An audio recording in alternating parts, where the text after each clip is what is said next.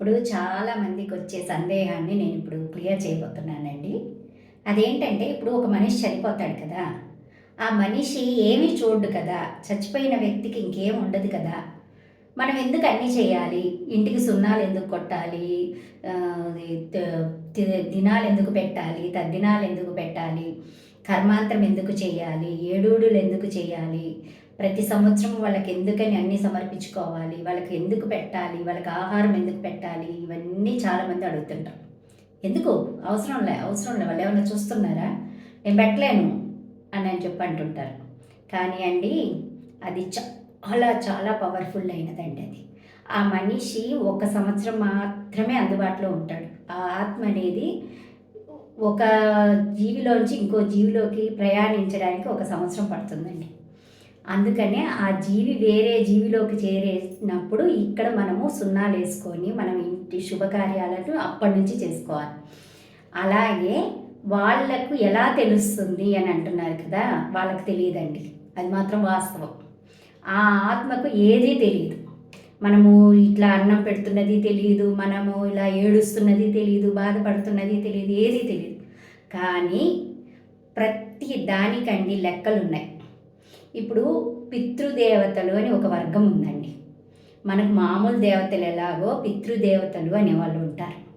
వాళ్ళు ఏం చేస్తారంటే మనం పెట్టిన ఆహారాన్ని ఆ జీవి ఎక్కడుంటే ఆ రోజు ఆహారంగా వాళ్ళకి ఆ జీవికి అందిస్తాడు. ఈ పితృదేవతలు మనం చేసిన పుణ్యకార్యాలన్నీ వాళ్ళకి అందిస్తారు.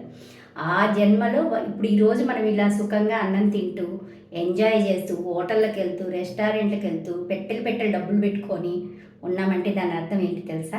మనకు అక్కడ వాళ్ళు పెడుతున్నారని అర్థం.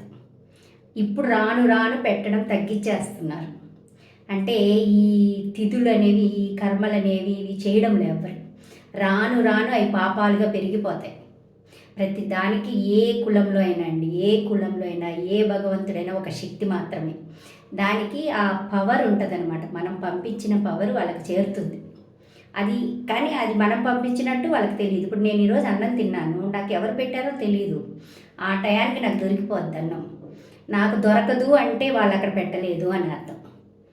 కాబట్టి పితృదేవతలు అనేవాళ్ళు ఖచ్చితంగా ఉన్నారండి. వాళ్ళు అన్ని లెక్కలేస్తారనమాట.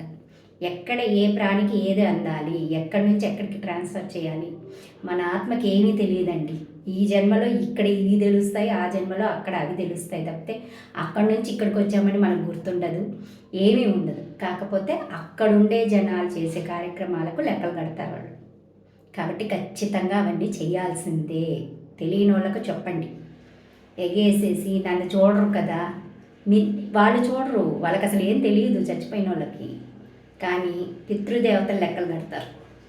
అవి ఖచ్చితంగా అందుతాయండి. ఆ లెక్కలు మాత్రం మనం తప్పించుకోలేము.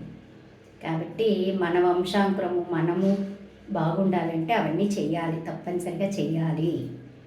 అర్థమైందా?